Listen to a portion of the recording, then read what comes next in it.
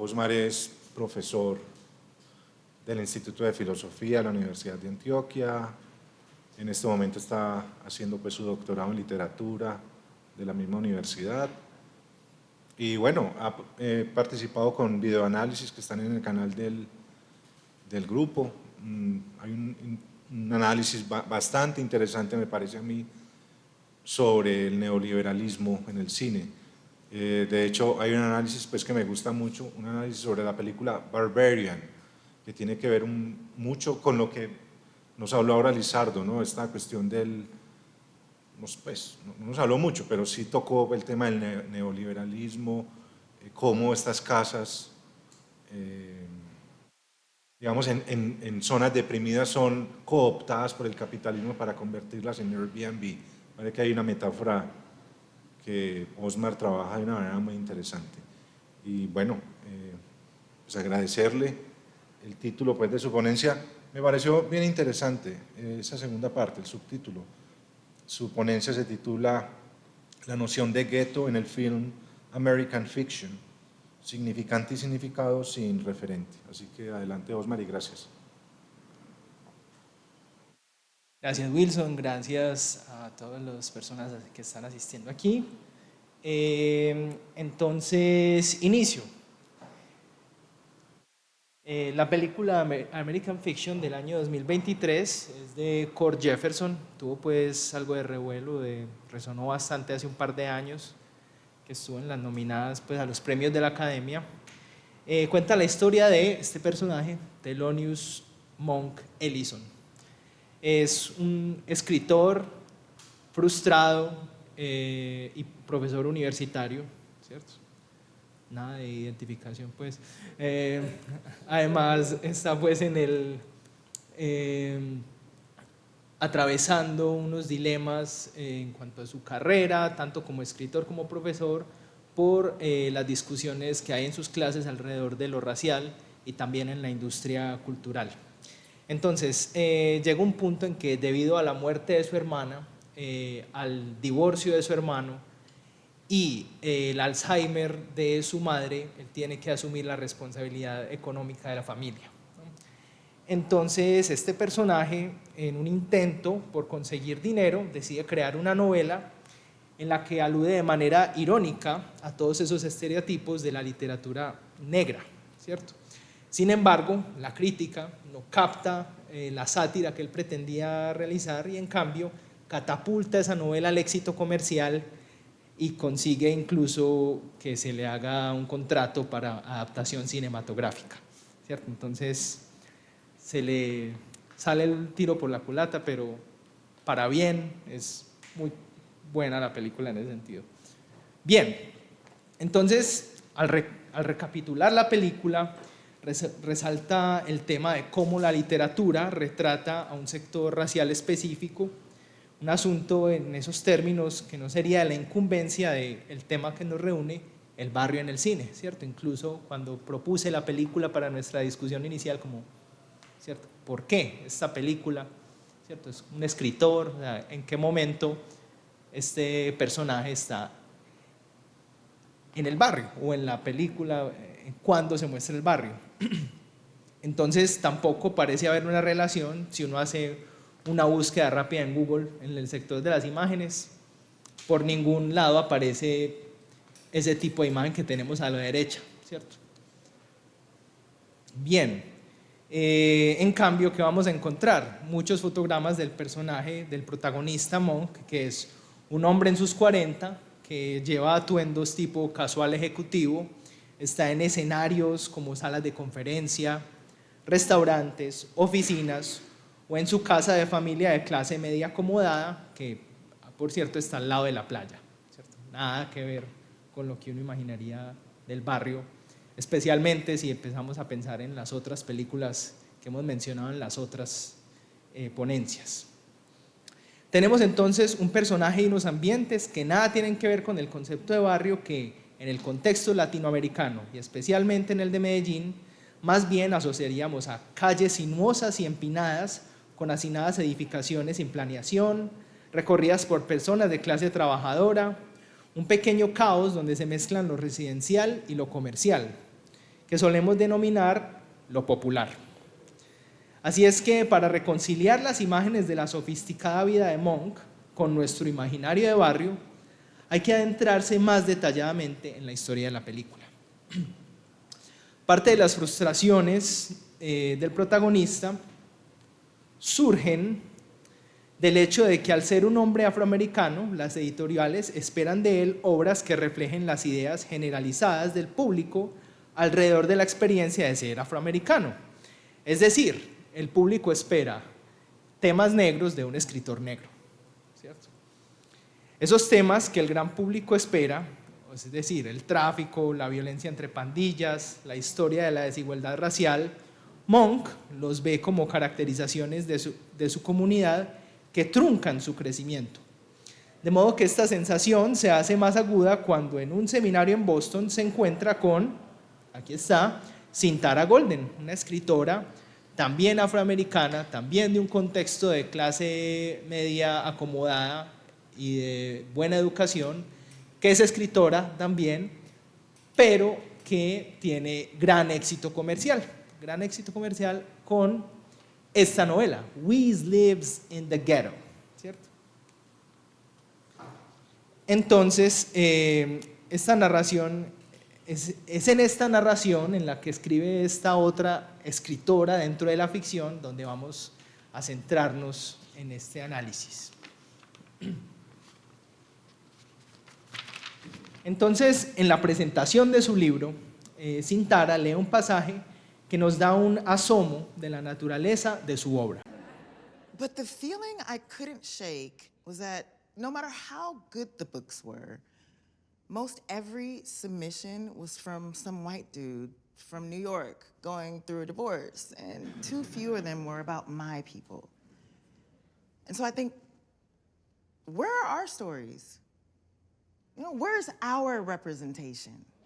And it was from that lack that my book was born.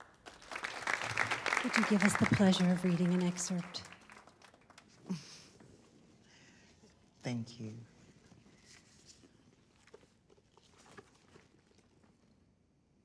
Yo, Sharonda, where you be going in a hurry like that?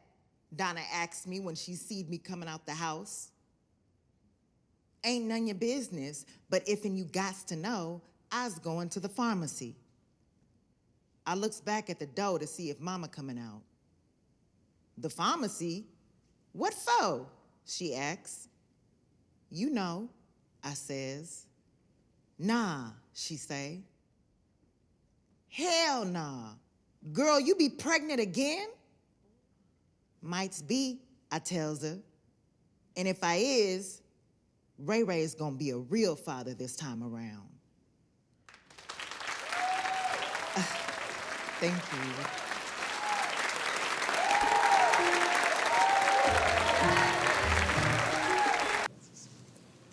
Bien, entonces ahí vemos el contraste tan grande entre la escritora, ¿cierto? Una mujer, oh yes, of course, I was disappointed.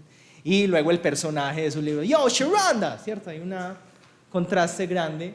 Y vemos la reacción de Monk, que alude precisamente a ese descontento que él tiene, porque su obra está construida alrededor de estos personajes, de estos estereotipos, de estas ideas, que es lo que el gran público ya reconoce o asume o asocia directamente como la comunidad negra a la que él pertenece.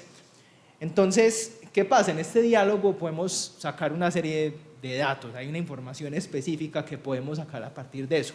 Primero, tenemos una protagonista narradora llamada Sharonda, ¿cierto? Que en nuestro contexto es como los nombres que uno ve, por ejemplo, en los barrios populares. ¿Cómo se llamaba la chica de un poeta? Yurladi. Por ejemplo, este Sharonda puede ser un Yurladi, perfectamente, ¿no? Los personajes son vecinos del mismo barrio y emplean un lenguaje coloquial que podríamos comparar con el parlache de Medellín. Ese yo, Sharonda, fácilmente, oe, Yurladi, ¿cierto? Ese yo o el oe. Sharonda va a la farmacia a comprar una prueba de embarazo, ¿cierto? Entonces da la idea de esto de los embarazos no deseados en estas comunidades.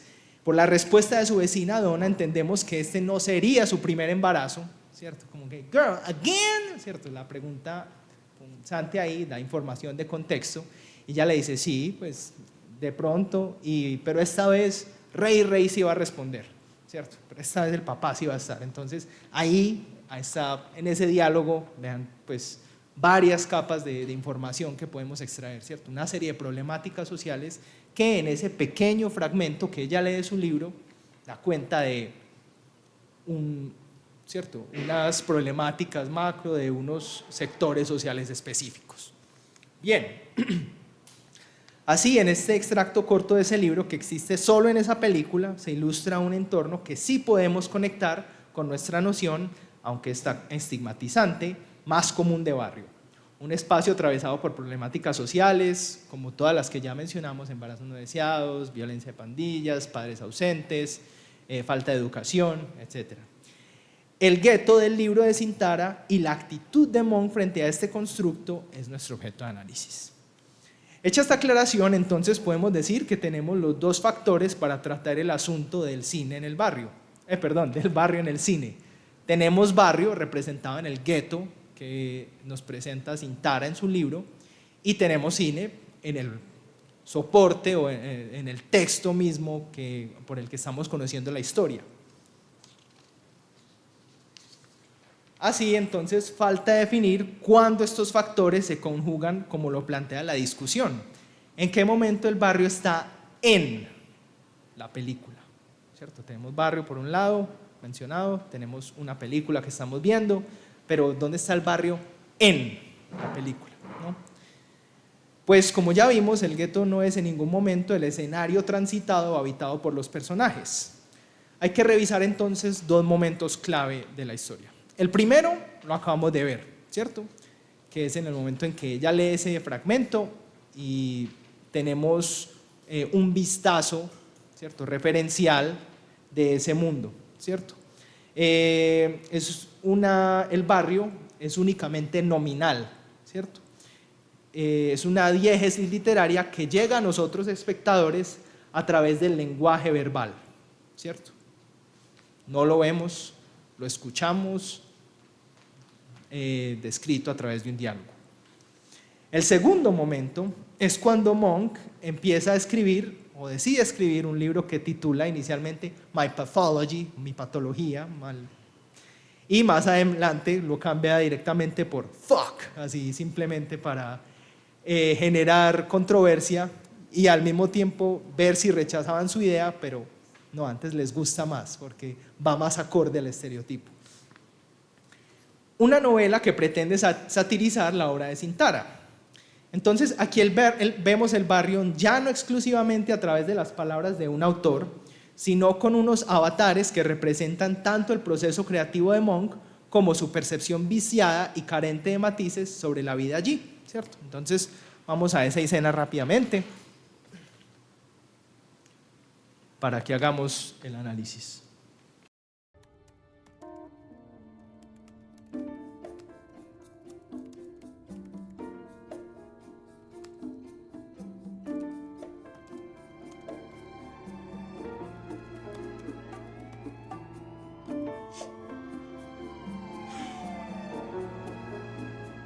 Hey, young nigga. Hey, whoa. Don't shoot me, partner. Come on, huh? There you go. Not you? Yeah, me, nigga. Shit. But you drunk, motherfucker? Where you running to? Just leave me alone, man. Hey, your mama. What you say? I said, hi, your mama. Oh, shit. They ain't tell you, yeah. What you talking about, punk? Hey, what you talking about? Think about it, Van Gogh. Look at my face. Look at my midnight black complexion. No, that's not right, huh? But what did you want to say? You can say it better than that. Right? Come on, what do you want? Think about it, Van Gogh. Look at my face. Look at my cold black skin. And then look at your own. Look at my black eyes, and look at your own. Look at my big black lips, and look at your own. Bien, cómo se relame con su propia ironía, ¿no? Entonces vemos ahí a un joven pandillero tuerto apodado Van Gogh haciendo una referencia deliberadamente errada al pintor neerlandés, ¿cierto? Van Gogh, el sin oreja, pero acá antes es tuerto y Van Gogh, pero ¿cierto? Y su padre, un hombre desempleado y alcohólico que lo abandonó a él y a su madre. Aquí tampoco hay imágenes de los sitios donde se desarrollan estas acciones, ¿cierto? Estamos en el estudio del escritor, ¿cierto? No estamos en el barrio, no hay gueto por ningún lado. Los personajes están frente al escritorio de Monk como histriones que le ayudan a revisar su texto. Sin embargo, el barrio como lugar físico y escenario permanece en la virtualidad, en lo referencial, ¿cierto? Entonces, sigue siendo algo netamente conceptual, aludido, ¿cierto? Estas dos escenas funcionan como un paralelo en el que se manifiestan simultáneamente los mismos elementos que describen el gueto, pero desde la perspectiva de cada autor.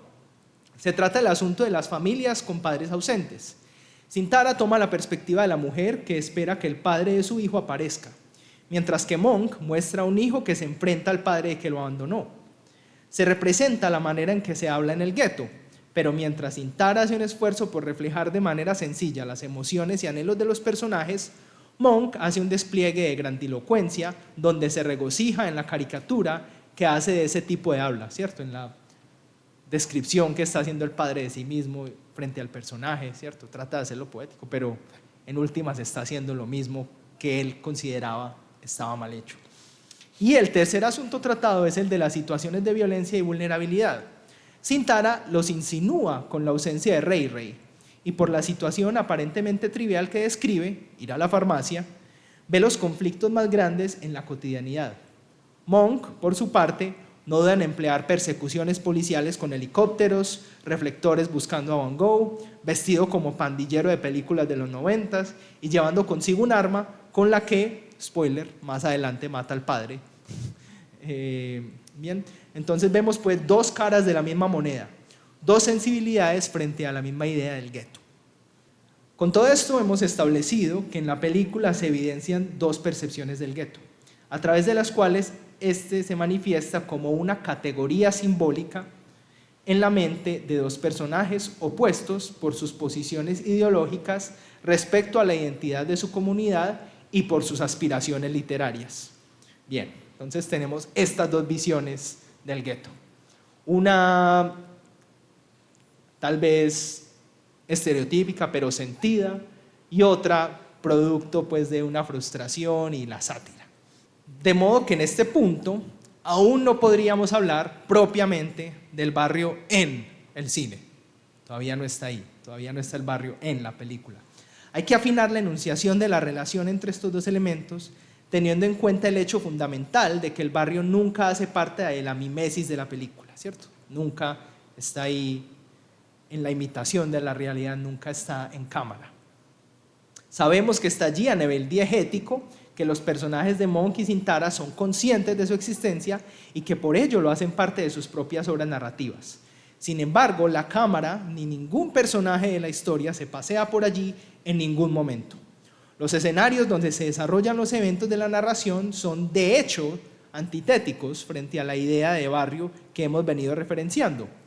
Aquí estamos hablando, acá pongamos los escenarios, vean, salones de clase, salas de conferencia, plazoletas de universidades, oficinas de editores, restaurantes elegantes, librerías, casas al lado de la playa, con piscina privada, un lujoso hogar de ancianos, sets de televisión, sets de cine, una gran sala para una premiación literaria y un estudio hollywoodense, ¿cierto? Nada que ver, ¿no es cierto? No hay ni un pedacito naranjado de ladrillo por ahí, no, nada, ¿cierto? Bajo esta lógica tenemos que decir que en American Fiction no se representa el barrio. Lo que esta película sí logra de manera efectiva y directa es mostrarnos la representación del barrio en el cine, ¿cierto? Es claro que el filme establece una relación referencial con el concepto de barrio cuando sus personajes hablan del gueto, pero que dicho lugar nunca aparece en pantalla puesto que la historia tiene lugar en ambientes ajenos a este. Dicha separación la podemos analizar bajo los términos socirianos de significante y significado. La palabra gueto y aquello que ésta evoca, un territorio urbano caracterizado y delimitado por unas dinámicas sociales y estructurales específicas que corresponden a las que ilustramos previamente. Pero si extendemos esta relación dual a una tríada, tendríamos que acudir entonces a un triángulo semiótico. De dicho triángulo ya contamos con 2 vértices, el de signo lingüístico o la palabra, y contamos con la abstracción que tal vocablo encierra, su definición. Falta, por lo tanto, el vértice más importante, puesto que da origen a los otros 2, el referente, que en la teoría de Ogden y Richards del significado describen como la realidad factual que aquella palabra simboliza. Es por todo esto que podemos afirmar que en American Fiction la trama está construida alrededor de un triángulo semiótico roto, ¿cierto? Es un trípode sin una pata, podemos decirlo así, ¿no? En el que se habla de barrio y de todo lo que representa, pero este no es atravesado o habitado por los personajes. O sea, se habla del gueto, se discute sobre lo que este representa, pero no está presente en la mimesis de la película, no aparece en pantalla.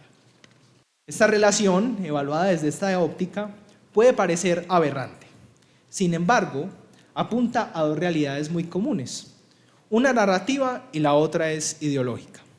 La narrativa hace alusión al fuera de campo, ¿cierto? Que es una estrategia o un recurso en la narrativa cinematográfica donde lo que no se ve en pantalla, donde lo que está fuera del cuadro, provee mucha información, ¿cierto? Y que corresponde al espectador sacarla.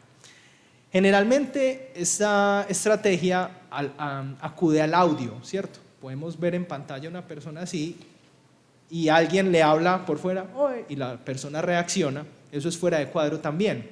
Sin embargo, este fuera de cuadro es incluso más lejano a esos estímulos o señales significativas cercanas, ¿cierto? Es una idea que está fuera del campo, pero que está presente a través de la palabra, ¿cierto? Nunca vemos el barrio, pero está siempre como un fantasma en nuestra cabeza. Y en términos ideológicos hay que revisar la relación que los personajes, ¿quiénes son? Escritores, editores, productores de Hollywood, tienen con este referente, con ese gueto aquí invisible, una relación de explotación. De esos barrios lejanos que no habitan, ni visitan, ni entienden, extraen la materia prima de sus obras, o más bien de sus productos mediáticos. Los libros, películas, series, adaptaciones y demás lucrativas producciones de la industria cultural surgen de todo lo que se vive en esos barrios que nunca ven en su mundo. Y esta última situación es la que comprende el dilema de Monk y su incomodidad frente a la novela de Cintara. Sabe bien que lucrarse de ese imaginario, detrás del cual hay gente real con problemas reales, puede ser una bajeza. Pero que desconocerlo puede ser aún peor. Muchas gracias. Osmar, felicitaciones por la charla. A ratos estaba pensando, aunque yo no soy especialista en este tema, pero quizás más allá de la semiótica te puede servir la cadena de significante lacaniana, ¿no? Porque, y eso lo vas también a explicar Laclau en el libro del populismo, la idea de los significantes vacíos y significantes flotantes, donde cada significante puede significar cualquier cosa. Entonces hay significantes flotantes que pueden significar un significado, pero es una cadena de significantes, ¿no? Donde también el mundo del significado queda desplazado en función de los significantes que pueden ser llenados con cualquier cosa. Después de eso, por supuesto, va a ser el significante vacío, porque el significante vacío va a poder significar cualquier cosa o articular cualquier cosa. Entonces, tal vez te sirve la idea de la cadena de significante de Lacan. Yo no soy muy especialista en el tema, pero tal vez eso te va a ayudar a profundizar mucho más en esto que quieres decir. Sí, tienes razón. Además, era algo que había pensado, no, directamente con esa teoría, pero también con pues con el vocablo mismo de barrio, ¿cierto? Porque barrio es el Popular y Laureles, ¿cierto? Y hay una serie de significantes asociados a cada uno bien diferentes, ¿no? Entonces sí habría que aprovechar eso para poner esa misma palabra en ese contexto de ¿cómo dijiste? La cadena del La significante. cadena, exacto, la conectividad que puede tener dentro del mismo término con otras realidades, ¿no? Gracias.